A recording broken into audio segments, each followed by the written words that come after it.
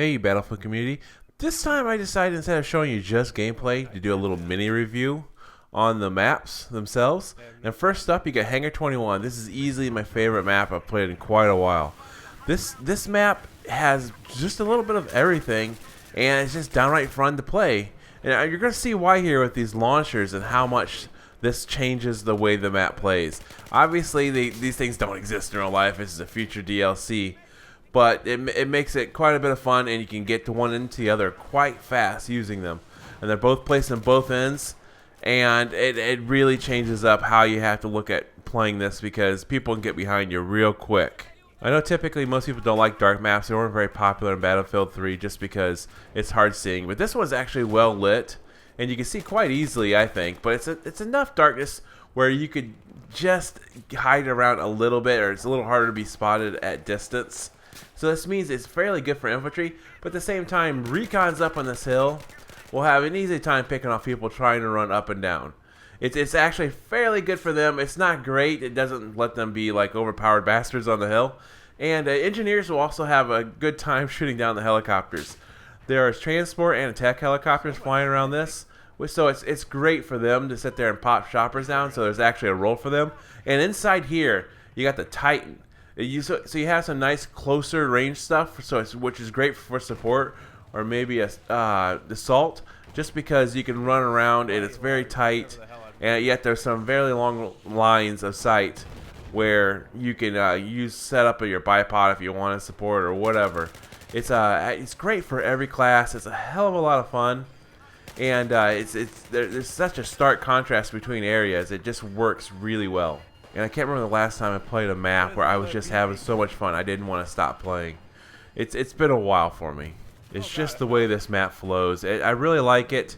It's nice. Obviously you got the hangar on top of the hill and you got this nice downgrade the whole way. Kind of reminds me a little bit of a snowy Domovan Peak in a weird kind of way, I suppose. Not that there's a jump or anything. It's just there's a slow hill climb, except for there's way more cover on this, and you have snowmobiles to go up there fairly quickly. And of course, you got the pod launchers at either end of it to make your way down there very, very fast. And the map's not too constricted, yet it's not so wide that you're not going to see anybody. It just works really well. And if you're wondering what I mean by pod launchers, it's these. These things on both ends of just this map only can launch you all the way across, straight up, wherever the hell you want to go. And you could actually get kills with the thing if you hit somebody direct impact. And you probably should jump out before it rams into something, but I was kind of testing out, seeing if it would kill me or not.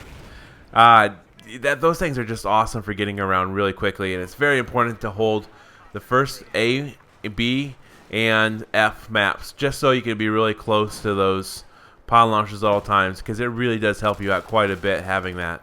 And typically the team that holds those is going to always win, and it's pretty obviously why. I mean, your mobility is amazing once you have that pod launcher on your team.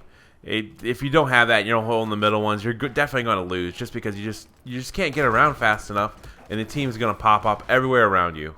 But of course, with the transport helicopters and the snowmobiles, it's not too hard to get back to those spots, even if they do capture them for you. Oh, and of course, the railgun, my favorite new thing. I absolutely love it. It's just ridiculous. You're taking down helicopters. You're freaking blowing away people with one shot. It is slow. It's kind of stupid, but it's a hell of a lot of fun. It probably needs a slight balance change. I'll have a video down in the description of my whole video of my railgun experience. It's quite fun. Next up, we got Hammerhead. It's also another great map. It's probably my number 2. This one is great for every single class out there.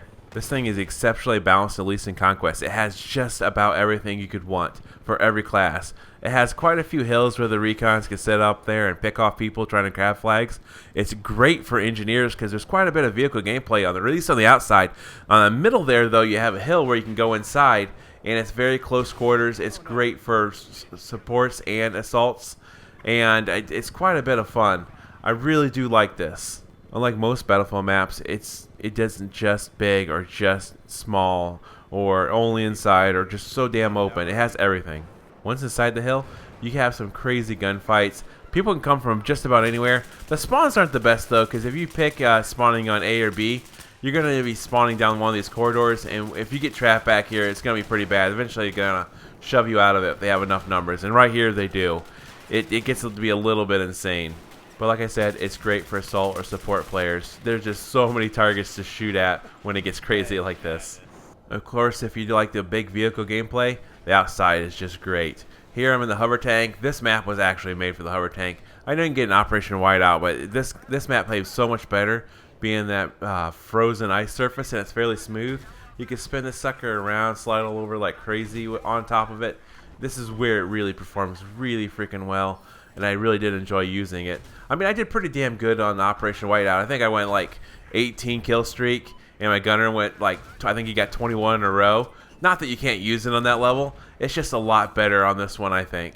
It really was just the perfect vehicle to hang around on this ice, because you can't turn the turret independently, so you have to turn the entire tank, which does turn very fast. It just works really well there. And here you can see there's a little bit of a graphical bug quite a few people actually were having. Sometimes it would snow inside. Hopefully they fix this right away.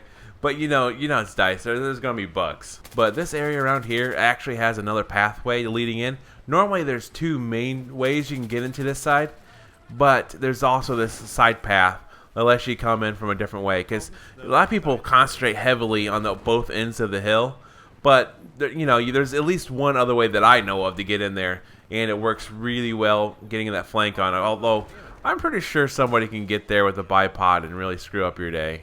So after everything I've got to play, at least in Conquest mode, I really do love these maps. These two are the best two of the DLC as far as I'm concerned. I'll try the other ones again, obviously, just because I didn't get to play them as much as I probably would have liked to, because that Metal Storm was absolutely broken, overpowered.